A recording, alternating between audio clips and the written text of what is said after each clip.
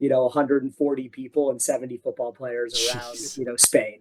But excited for it. I'm really excited for our student athletes. It's going to be an incredible experience. And let's talk about this trip. And I kind of mentioned to you, I'd seen very little, which is exactly why I wanted to get you on here and talk about this, because it is such a unique opportunity for you and your program. What I do know, you guys are shipping out tomorrow. How did this opportunity come about? What can your team expect heading overseas? Yeah, so this goes back to my college playing days. Before my junior year, we went to Ireland for 8 days, played a game, and in all honesty, one of the greatest experiences of my life. Okay. And I always knew I wanted to be a college coach, and so I kind of put that in my memory, like, hey, like if I ever get the opportunity to run a program, I want to do this. So fast forward to a few years later, and I'm a head coach here. And after my first season here, it really started as a conversation with our athletic director about the fact that the league that we were in, the pack, had no out of conference games.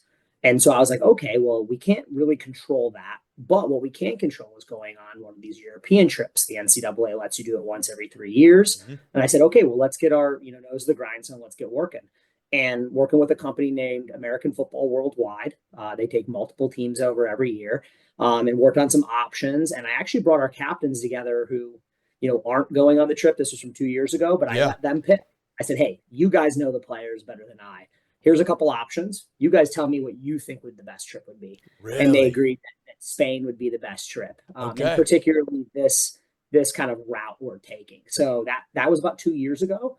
And as we've worked through fundraising and making it all happen, here we are. And crazy to say, we're taking off tomorrow morning. Less than 12 hours, we'll be on our first plane to go to Charlotte and then over to Madrid. That's exciting stuff. Super exciting stuff. And a lot of people like to say that a trip like this is great for the student experience, right? I feel like that's the big buzzword. And Yeah. they're obviously right? But I wanted to ask you, what do you hope your guys get out of this trip? How does it really benefit them on and off the field? Yeah, I'll start with on the field. I'd be remiss to not, be cognizant of the fact that 17 of our 22 starters were seniors and fifth There you years go. last That's a year. big part of it. And so they've graduated. And so the extra practices, full pads, the opportunity to play an international game. It's like a whole nother preseason we've Hmm. gained in our preparation. So, I would be remiss to not say, there probably was a little bit of calculation here.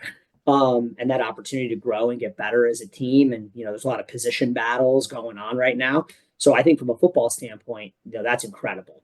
I think you couple on top of that we get to help go take our game somewhere else. We're actually going to do a youth clinic before the game, Oh, very cool. with high Okay. school aged girls and boys. Girls over there play flag, That's and awesome. boys play 8-on-8. So a way for us to give back to football.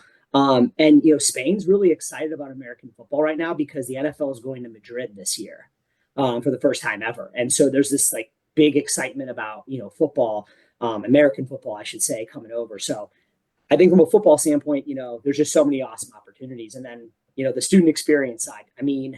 How many times in your life can you go with, 70 of your best friends on an 8-day trip, go to 7 different cities, see Not many. Madrid, Yeah, not many Barcelona, times. yeah, Valencia, Tarragona, Pensacola. These guys they're gonna have experiences together that just can never be replicated. You never can get a group that big together and do it Hmm. together. So to see it, and we're able to couple it, we just had graduation yesterday here. So, graduation's done. We practice today. We jump on a plane, we go, and then we're back in time for them to work their internships and the jobs in the summer, which is really important here, Of course. as we prepare for the 2025 season. So, no, it's a no brainer across the board.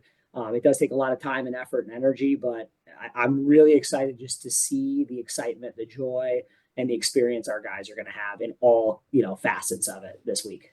Yeah, it's a very singular experience. Like you said, there's not much to relate it to because it probably won't happen again for most of these guys and for probably all of them, right? To have a group like this to go on an experience like that. I know the Montclair State head coach had said something similar. They're going to Canada, which is a whole different can of worms, but him talking about how over half his roster had never been out of the country before. Right. So Yep. providing that level of experience for these guys, and that's just going, I won't say just to diminish that trip, but in the grand scheme of things, getting on a bus and going up to Canada, very different than the operations logistics of going overseas and coordinating the flights and travel itineraries of all these guys. But what exciting things will you guys be up to off the field? Yeah, so a lot of sightseeing, a lot of museums. I think what's something that's really, really unique and interesting about, Spanish culture is a lot of it is pre-Roman Empire based. So they're going to go to, old Roman, ruins and battlefields and churches that are so old and rooted in tradition that like you can't wear shorts in them. You need to wear pants to be Okay. respectful. I just think they're going to experience a culture that's very different. I think the other really neat thing is, Madrid is so different than Barcelona, right? And in between that, we're going to be spending time in Penisacola and Valencia, which are on the water. And yet again, a very different experience. And Valencia is like the world capital for architecture.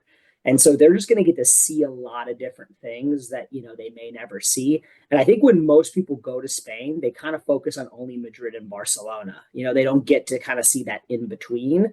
And I think that's going to be a really interesting experience too, like making your way through a country, seeing big cities, small towns, coastline, mountains, and everything in between. You're going to get a real feel for the whole country. So Yeah, I'm really excited. And the company that we're working with, I mean, they lay it all out. I mean, they that's do it great. all, Yeah. which makes it great for our guys. We don't, and then for me, that we could Yeah. just get on the Well, bus we and go. got head coach and social media manager already. So travel agent would have been like another hat to go on Oh top yeah, of what you got going on. yeah, no question, no Oh, question. 100%. That's neat. Now, if I was trying to do some reading up on the some of those rules. Is it 10 extra practices for an international game or something of this sort? You're allowed 10 within the first or within 21 days before you leave. Okay. Now, we only ended up using 7 because I of got you. finals. I just wasn't interested in practicing during finals days. And I actually wanted to give the guys 6 days off to go home, see their family, do whatever this Gotcha. past week. So we kind of gave them a week off as finals wrapped up, let them go do their thing. And then we came back and practiced today, got everyone together, had dinner together. We'll get up bright and early, have some breakfast sandwiches ready for the guys before we jump Heck on the yeah. buses and head to the airport. So yeah, you get 10 additional within 21 days. I'd be surprised if a lot of people use all 10 of Hmm. them, just based on It's a lot timing. of football, yeah, It's into a a lot tight of window. football, especially after spring practice, right? You've already had Yep. 12 helmet practices and 4 shoulder pad practices. We actually even trimmed a couple of those back as well. Just because, at the end of the day, I want to always get better at football and take advantage, but there has to be a line here of, going a little overboard and, making sure we're keeping the student kind of first and student athlete with midterms and then finals and such. So trying to be cognizant of that. And I think our guys really liked the balance and kind of how it built Yeah. up to full pads and became more real football. And we're doing situational stuff and stuff like that. It was fun to like prepare for a game. That's what it felt like. Yeah, no, I bet that does add a bit of extra motivation there. How does your prep change from a coaching standpoint? You've got 10, really 7 extra days to go out there and implement, whether that's some additional scheme. You talk about replacing and supplementing some of those starting positions of guys that have graduated and moved on. How does that change from a progression standpoint? Maybe how quickly you move into some of those install pieces or try and get guys acclimated at different spots and see where they're comfortable?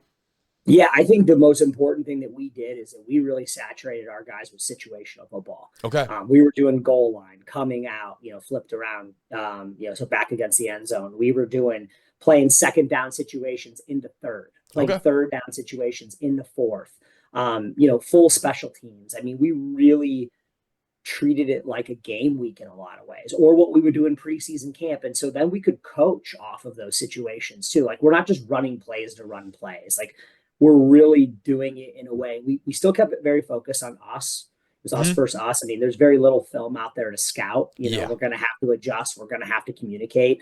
And we've done some things to prepare for a little bit of everything on both sides of the ball. But I think the most important thing that we did is that we took advantage of those practices and we consciously said as a staff, like, we're just not going to run plays to run plays. Like, we're going to get situational football in and get better at it so that when we do come into next preseason camp, we kind of have a little bit of a base already of what we want to do in those situations, especially as we're looking to tweak things like offensively, defensively.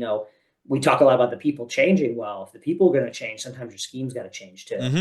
You got to make adjustments, right? You got to adjust to the strengths of your team and maybe hide some of your weaknesses a little bit. And so I thought the extra 7 practices really allowed us to put some of that stuff under the microscope as well and say, hey, is this new stuff we're doing on offense and defense and special teams really good?